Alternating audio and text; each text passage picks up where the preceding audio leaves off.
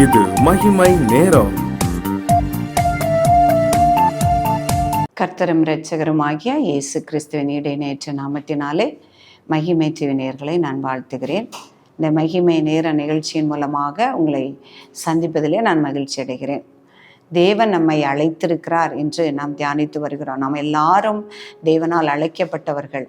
அவர் பரிசுத்தமாய் வாழ நம்மை அழைத்திருக்கிறார். சமாதானமாய் வாழ நம்மை அழைத்திருக்கிறார். பரலோக ராஜ்யத்திற்கு பங்குள்ளவர்களாக வாழும்படியாக நம்மை அழைத்திருக்கிறார் என்று நாம் கடந்த நாட்களிலே தியானித்தோம். இந்த நாளிலும் நாம் நீதிமான்கள் ஆகும்படி அவர் நம்மை அழைத்திருக்கிறார். நம்ம ஒவ்வொருவரையும் நீதிமான்கள் ஆக்கும்படி நம்மை அழைத்திருக்கிறார். ரோமர் 8ஆம் அதிகாரம் 30ஆம் வசனம், எவர்களை முன்குறித்தாரோ அவர்களை அழைத்தும் இருக்கிறார், எவர்களை அழைத்தாரோ அவர்களை நீதிமான்கள் ஆக்கியும் இருக்கிறார், எவர்களை நீதிமான்கள் ஆக்கினாரோ அவர்களை மகிமைப்படுத்தியும் இருக்கிறார். பிரியமானவர்களே, எவர்களை முன்குறித்தாரோ, நம்ம எல்லாம் அவர் முன்குறித்து நம்மை அழைத்திருக்கிறார். யாரெல்லாம் அழைத்தாரோ அவர்களை நீதிமான்கள் ஆக்கியிருக்கிறார். யாரெல்லாம் நீதிமான்கள் ஆக்கினாரோ அவர்களை மகிமைப்படுத்தி இருக்கிறார் என்று பார்க்கிறோம். அப்போ அவரால் அழைக்கப்பட்ட யாவரையும் அவர் நீதிமான்கள் ஆக்குகிறார். அவர் எப்படி நம்மை நீதிமான்கள் ஆக்குகிறார் என்று நம்ம வாசிக்கும் பொழுது, பழைய ஏற்பாட்டு காலத்திலே எசேக்கியேல் தீர்க்கதரிசி புஸ்தகத்திலே யார் நீதிமான் என்று கொடுக்கப்பட்டிருக்கிறது. அவருடைய கர்த்தருடைய கட்டளைகளிலே நடந்து அவருடைய நியமங்களை எல்லாம் கை கொண்டு நடக்கிறவர்களே, உண்மையாய் நடக்கிறவர்களே நீதிமான் என்று கொடுக்கப்பட்டிருக்கிறது. எசேக்கியேல் 18ஆம் அதிகாரம் 9ஆம் வசனம், அவருடைய கட்டளைகளின்படி நடந்து நியாயங்களை கை கொண்டு உண்மையாய் இருப்பான் ஆகில் அவனே நீதிமான். அந்த பழைய ஏற்பாட்டு காலத்துல நியாயப்பிரமாணங்கள், கட்டளைகள், நியமங்கள் என்று கொடுக்கப்பட்டிருந்தது. அந்த நியமங்கள், கட்டளைகள், நியாயப்பிரமாணங்களுக்கு கட்டுப்பட்டு நடக்கும் பொழுதே ஒருவன் நீதிமானாக வாழ முடியும். ஆனால் இயேசு கிறிஸ்துவுக்கு பிறகு அந்த புதிய உடன்படிக்கை அவர் நமக்கு தந்து அவர் நம்மை அவருடைய இரத்தத்தினாலே, அவருடைய கிருபையினாலே நம்மை நீதிமான் ஆக்குகிறார். இயேசு கிறிஸ்து எனக்காக, என்னுடைய பாவங்களுக்காக அவர் சிலுவையில் அறையப்பட்டு இரத்தம் சிந்தி அவர் மரித்து உயிர்த்தார். அவருடைய இரத்தத்தினாலே நான் கழுவப்பட்டேன், அவருடைய இரத்தத்தினாலே எனக்கு ரட்சிப்பு உண்டு என்று விசுவாசிக்கிற எவனும் அவன் நீதிமானாக்கப்படுகிறான். அப்போஸ்தலர் 13ஆம் அதிகாரம் 39ஆம் வசனம், அந்த மோசேயின் நியாயப்பிரமாணம் எவைகளினின்று விடுதலையாக்கி முடியவில்லையோ அவைகளில் எல்லாம் இந்த விசுவாசிக்கிறவன் ஒருவனுக்கும் அவைகளை நின்று விடுதலையாக்கி அவன் நீதிமானாக்கப்படுகிறான் என்று கொடுக்கப்பட்டிருக்கிறது.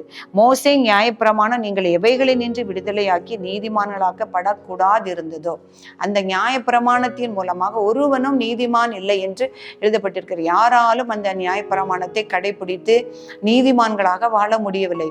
அப்போ எவைகளை நின்று விடுதலையாக முடியவில்லையோ நியாயப்பிரமாணத்தினால், அவைகளில் என்று விசுவாசிக்கிற எவனும் இயேசு கிறிஸ்துவினாலே அவைகளில் நின்று விடுதலையாகி நீதிமான்களாக்கப்படுகிறார்கள் என்று நாம் பார்க்கிறோம். பிரியமானவர்களே, அவர் கிருபையின் காலத்தில் அவர் இயேசு கிறிஸ்துவை அறிந்த நாம், அவருடைய இரத்தத்தின் வல்லமையை அறிந்த நாம், அவருடைய இரத்தம் நமக்கு என்ன செய்யும் என்ற மகத்துவத்தை அறிந்த நமக்கு அதை விசுவசிக்கும் பொழுது நாம் ஒவ்வொருவரும் நாம் நீதிமான்களாக்கப்படுகிறோம். இது ரோமர் 3ஆம் அதிகாரம் 24ஆம் வசனம், இலவசமாய் நாம் அதற்காக எந்த ஒரு கிரயமோ ஒரு பலியோ ஒரு காணிக்கையோ நாம் செலுத்த வேண்டியதில்லை. இலவசமாய் அவருடைய கிருபையினாலே கிறிஸ்து இயேசுக்குள்ளான மீட்பை கொண்டு நாம் நீதிமானாக்கப்படுகிறோம். பிரியமானவர்களே, அழைக்கப்பட்ட ஒவ்வொருவரும் அவர் விசுவாசிக்கிறதினாலே நாம் இலவசமாய் நாம் நீதிமானாக்கப்படுகிறோம். இன்னும் ஏசாயா தீர்க்கதரிசி புஸ்தகத்துல வாசிக்கும் பொழுது, அந்த இயேசு கிறிஸ்து நமக்காக அடிபட்டு நம் ஒருவரையும் நீதிமானாய் ஆக்கும்படியாக அவர் படிக்கப்பட்டார். நம் சமாதானத்தில் அவர் அழைக்கப்பட்டார் என்று வாசிக்கும் பொழுது பார்த்தோம், அவர் நம்முடைய சமாதானத்துக்காக அவர் அடிக்கப்பட்டார். நம்மை சமாதானம் உண்டு பண்ணும் ஆக்கினை அவர் மேல் வந்தது என்று பார்க்கிறோம். அதே ஏசாயா 53ஆம் அதிகாரத்திலே பார்க்கும் பொழுது, அவர் ஆத்தும வருத்தத்தின் பலனை கண்டு திருப்தியாவார், தன் தாசனாகிய நீதிபரர் தம்மை பற்றும் அறிவினாலே அநேகரை நீதிமான்கள் ஆக்குவார். அப்போ அவரை அறிகிற அறிவினாலே இயேசு கிறிஸ்து நாம் ஒவ்வொருவரையும் நம்மை நீதிமான்கள் ஆக்குகிறார் என்று பார்க்கிறோம். எவ்வளவு விலையேற பெற்ற ஒரு காரியம் இயேசு கிறிஸ்து அவருடைய சிலுவையிலே நமக்கு தந்திருக்கிறார். அவரை விசுவாசிக்கிற, அவரை அறிகிற ஒவ்வொருவரும் நீதிமான்கள் ஆகும்படியான கிருபையை தந்திருக்கிறார். அது இலவசமாய் அந்த கிருபையை தந்திருக்கிறார். நியாயப்பிரமாணம் செய்ய முடியாத நியாயப்பிரமாணத்தினால் எவைகளில் நின்று நாம் விடுதலையாக முடியவில்லையோ அவைகளில் நின்று நம்மளை விடுதலையாக்கி அவராலே நாம் நீதிமான்களாக்கப்படுகிறவர்களாய் நாம் காணப்படுகிறோம். இன்னும் நாம் பார்க்கும் பொழுது இயேசு கிறிஸ்து அவருடைய வருகையின் பொழுது அவர் ஓமையாக சொல்லுகிறார். அவர் ஒவ்வொருவரையும் அவர் வருகையின் போது கூட்டி சேர்ப்பார். தன் வலதுபுறத்தில் வெள்ளாடுகளை போல செம்மறியாடுகளை இடதுபுறத்திலும் பிரிப்பார். வலதுபுறத்தில் இருக்கிறவர்களை பார்த்து ஆண்டவர் சொல்லுவார், பிதாவினால் ஆசீர்வதிக்கப்பட்டவர்களை நீங்கள் ராஜ்யத்திற்குள் பிரவேசிங்கள் என்று. அப்போ அவர்கள் எல்லாரும் யாருன்னு பார்க்கும் பொழுது அவர்கள் எல்லாரும் நீதிமான்கள், தேவனால் நீதிமான்களாக்கப்பட்டவர்கள். நீதிமான்கள் எல்லாரும் ஆண்டவர் தன்னுடைய வலது பக்கத்தில் இருக்கிறவர்களை பரலோக ராஜ்யத்தில் பிரவேசிக்கும்படியாக சொல்லுகிறார். அப்போ அவர்களுக்கு என்ன தகுதி, அவர்களுக்கு என்ன குணங்கள் காணப்பட்டது என்று சொல்லும் பொழுது இயேசுவே ஓமையாக சொல்லுகிறார். நான் பசியா இருந்தேன், நீங்க எனக்கு போஜனம் கொடுத்தீர்களா? தாகமா இருந்தேன், எனக்கு தண்ணீர் கொடுத்தீர்கள். நான் வஸ்திரமில்லாதிருந்தேன், வஸ்திரம் கொடுத்தீர்கள். எனக்கு இருக்க இடமில்லாதிருந்த பொழுது நீங்க என்னை சேர்த்து கொண்டீர்கள். சிறையில் இருக்கும் பொழுது பார்க்க வந்தீர்கள் என்று இந்த சிறியரில் ஒருவனுக்கு நீங்க எதை செய்தீர்களோ அதை செய்தீர்களே என்று சொல்லுகிறார். அப்போ ஏழைகளுக்கு இறங்குவது, சிறியவர்களுக்கு உதவி செய்வது நீங்க எனக்கே செய்றீங்க. அப்போ ஆண்டவர் நம்ம என்ன செய்கிறார்? நீதிமான்கள் என்று சொல்லுகிறார். இப்படிப்பட்ட காரியங்களை எல்லாம் நம்மை செய்து நம்மளை நீதிமான்களாக்கி அவரோடு கூட அவர் நம்மை சேர்த்து கொள்வதில் அவர் பிரியமுள்ளவராய், அவர் கிருபை உள்ளவராய் இருக்கிறார் என்று நாம் பார்க்கிறோம்.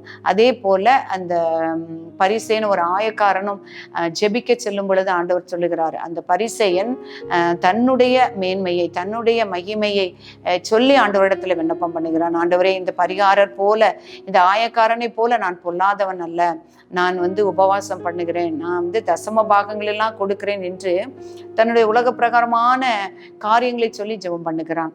ஆனா அந்த ஆயக்காரன் ஜெபம் பண்ணும் பொழுது பாவியாகிய என் மேல் கிருபையாயிரும், இரக்கமாயிரும் என்று சொல்லி தன்னை தாழ்த்தி ஜெபம் பண்ணுகிறான். அப்பொழுது ஆண்டவர் சொல்கிறார், இவனே நீதிமானாக்கப்பட்டவனாய் தன் வீட்டுக்கு திரும்பி சென்றான் என்று சொல்லுகிறார். பிரியமானவர்களே, இதற்காக கர்த்தர் நம்மை அழைத்திருக்கிறார். எப்படி அவர் நம்மை நீதிமான்கள் ஆக்குகிறார் என்று இன்று நமக்கு கற்று தந்திருக்கிறார். நம்ம அழைக்கப்பட்ட ஒவ்வொருவரும் நீதிமான்கள் ஆக்குகிறார். நம்ம நீதிமான்கள் ஆக்கப்பட்ட ஒவ்வொருவரையும் அவர் மகிமைப்படுத்துகிறார் என்று பார்க்கிறோம்.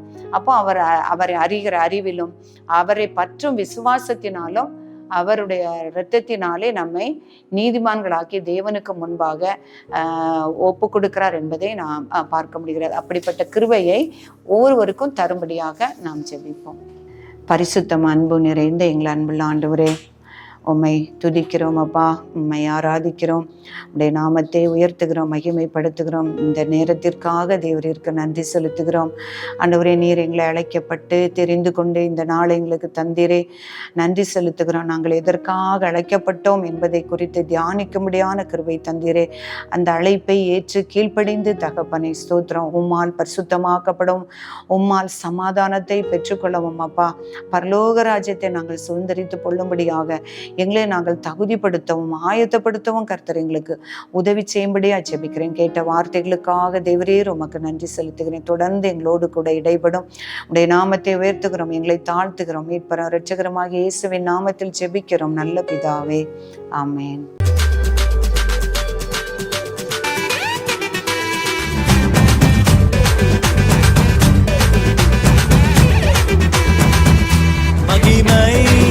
மகிமை